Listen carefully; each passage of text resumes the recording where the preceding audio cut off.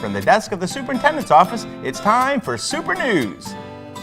Hello, I'm Alex Schneider. And I'm Barry Lemoyne, and welcome to this month's Super News. We'll begin our show with the beginning of the school year of our pre-K and kindergarten students, as over 1,000 youngsters began this year's educational journey. St. Bernard is fortunate to be one of the only districts in the state to offer a universal pre-K-4 program. We welcome our youngest students to school and remind our parents to stay informed and stay involved. Visit your child's teacher website page located on the school website and keep an eye out for your child's folder coming home each day. Parents, we also encourage you to schedule classroom visits and volunteer at school.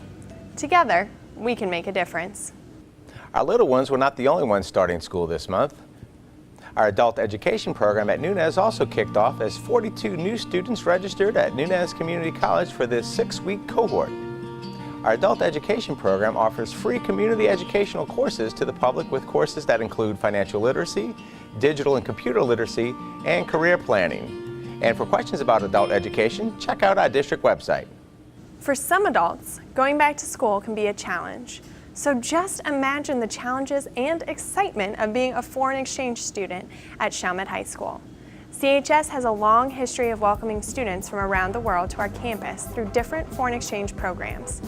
As of today, 5 foreign exchange students are attending classes and being immersed in the language and the culture of our hometown. Let's meet this year's Fantastic Five.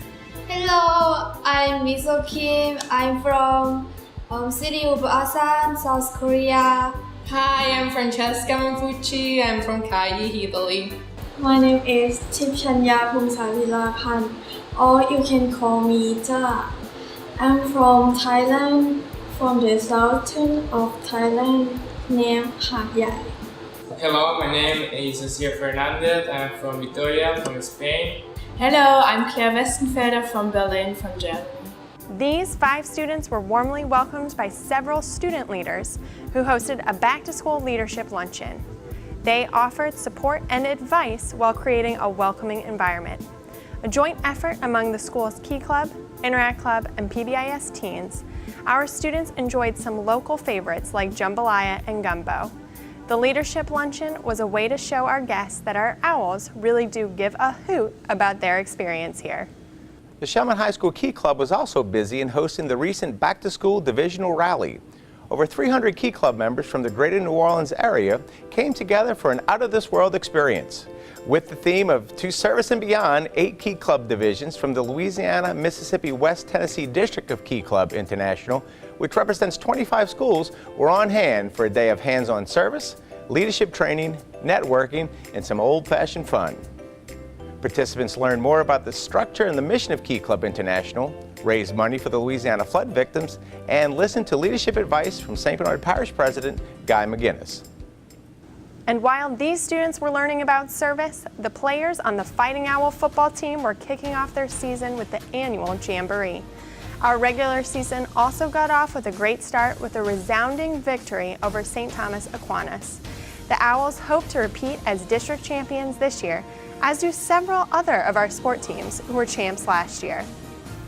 Defending their district titles this year are our boys and girls cross-country teams, our boys and girls track team, and our Lady Owls softball squad. Go Owls! And don't forget our big rivalry game taking place against Holy Cross on Friday, September 16th, and the Landry Walker game on September 23rd. Come join us under the lights. In other sporting news, volleyball season has begun, and the Owls are hoping to build on last year's 12-2 record in district play. The team has a stretch of home games coming up with matches against John Arrett on the 13th, Destrehan on the 14th, and West Jefferson on the 15th.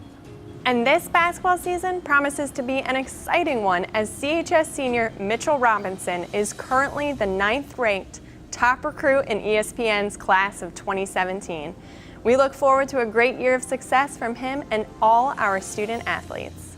Besides hosting an array of athletic events, Chalmette High School also played host to the 11th annual Day of Reflection Breakfast.